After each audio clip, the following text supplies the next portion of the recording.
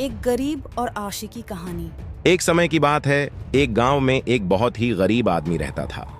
वह इतना गरीब था कि उसे भी वक्त पर खाना नहीं मिलता था। वह अपने जिंदगी पर बहुत परेशान था, परंतु करता भी तो क्या। एक दिन जंगल की तरफ निकल पड़ा और कुछ दूर जाने के बाद उसकी मुलाकात एक अरशी मुनि से हुई। अरशी मुनि को अपनी सारी बात बताई।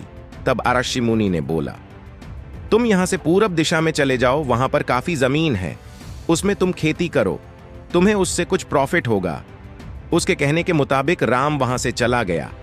वहां जाने के बाद उसने देखा कि बहुत सारी जमीन थी, उसमें फसल उगाने की तैयारी करने लगा।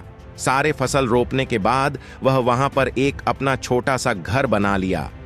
फसल कुछ दिन बाद बहुत ही ज्यादा हुआ, उसे मंडी में ले जाकर बेच दिया, जिससे उसके पास काफी पैसे आए। ऐसे ही करते करते हैं राम एक दिन बहुत ही अमीर आदमी बन गया। राम के मन में और भी ज्यादा लालच पड़ने लगा और उसने काम करना कम कर दिया और वह सोचने लगा कि मैं अब मजदूरों से यह काम कराऊंगा, क्योंकि मेरे पास बहुत पैसे हैं। मजदूर दिन रात काम करते हैं, उन्हें टाइम से पैसा भी नहीं देता। मजदूरी से परेशान होकर वहां से नौकरी छोड़कर चले गए राम के फसल अब धीरे धीरे बर्बाद होने लगी थी। राम को अब समझ में नहीं आ रहा था कि वह क्या करें। तभी अचानक वहां पर वही आर्षि मुनि घूमते हैं पहुंचे। तभी राम आर्षि मुनि के पैरों पर गिर गया और कहने लगा, मुझे कुछ प्रॉफिट नहीं हो रहा है। तभी उस आर्षि मुनि ने कहा कि तुम अपने अंदर का घमंड हटा दो तो तुम्हें फिर से प्रॉफिट होने लगेगा। और राम को सारी बातें समझ में आ गई।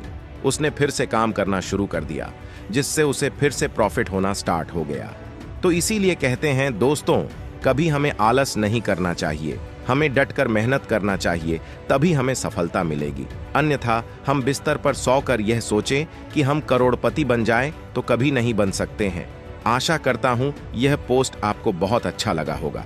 कृपया अपना राय कमेंट में जरूर बताएं। आप सभी दोस्तों को अपना कीमती समय देने के लिए बहुत बहुत धन्यवाद। रोमांचक कहानी सुनने के लिए सब्सक्राइब करें और लाइक जरूर करें।